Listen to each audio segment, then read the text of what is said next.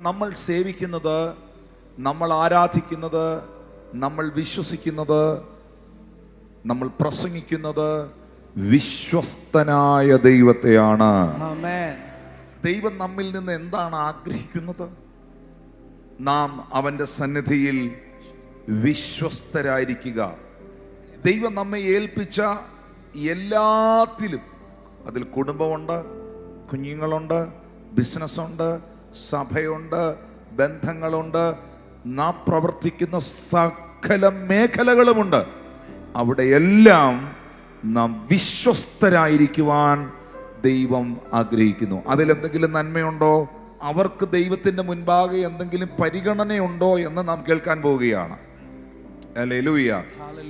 ഈ കൊരിന്ത്യ സഭയ്ക്ക് പൗലോസ് ലേഖനം എഴുതുമ്പോൾ 1 കൊരിന്ത്യർ 4-ാം അധ്യായം അതിൻ്റെ 2-ാമത്തെ വാക്യത്തിൽ പൗലോസ് വെളിപ്പാടുകളുടെ ആധിക്യത്താൽ പറയുന്നുണ്ട്, ഗൃഹവിചാരകന്മാരിൽ അന്വേഷിക്കുന്നതോ അവർ വിശ്വസ്തർ ആയിരിക്കണം എന്നത്രേ. നമ്മുടെ ഡേ ടു ഡേ ലൈഫിൽ, നമ്മുടെ ഓരോ ചുവടുകളിലും, ഓരോ മൂമെന്റ്സിലും നമ്മുടെ ആക്ഷൻസിനെ, നമ്മുടെ സംസാരങ്ങളെ, നമ്മുടെ പ്രവർത്തികളെ ദൈവം പരിശോധിക്കുന്നുണ്ട്. ജോസഫ് എന്ന് പറയുന്ന മനുഷ്യൻ, ആ മനുഷ്യൻ ഈജിപ്തിന്റെ ഗവർണറായി മാറി.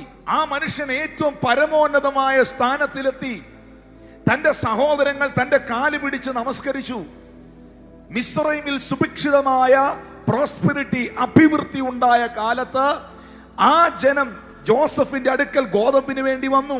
എന്താണ് അതിന്റെ കാരണമെന്ന് ചോദിച്ചാൽ, അവിശ്വസ്തനാകാൻ തന്റെ മുമ്പിൽ ഒട്ടനവധി അവസരങ്ങൾ വന്നിട്ടും പുത്തീബറിന്റെ ഭാര്യ തന്നെ പ്രലോഭിപ്പിച്ച് തന്റെ ബെഡ്റൂമിലേക്ക് വിളിക്കുമ്പോഴും അവിടെ നിന്ന് വരെ ഇറങ്ങി ഓടിയ ജോസഫ് തന്റെ ജീവിതത്തിൽ ദൈവത്തിന്റെ മുൻപാകെ വിശ്വസ്തനായി നടന്ന കാരണം കൊണ്ടാണ് ദൈവത്തിന്റെ ഫേവർ ജോസഫിന്റെ മേളിൽ ഉണ്ടായിരുന്നത്.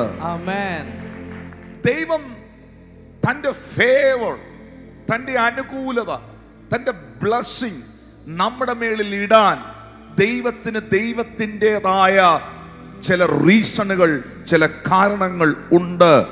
അതുകൊണ്ടാണ് ബൈബിളിൽ രേഖപ്പെടുത്തിയിരിക്കുന്നത്, എനിക്ക് കരുണ തോന്നണം എന്നുള്ളവനോട് കരുണ തോന്നുകയും എനിക്ക് ദയ തോന്നണം എന്നുള്ളവനോട് ദയ തോന്നുകയും ചെയ്യും. ദൈവം പറയുന്നു, എൻ്റെ മുമ്പിൽ വിശ്വസ്തനായവനെ ഞാൻ അനുഗ്രഹിക്കുന്നതാണ്, ഞാൻ അവനെ മാനിക്കുന്നതാണ്.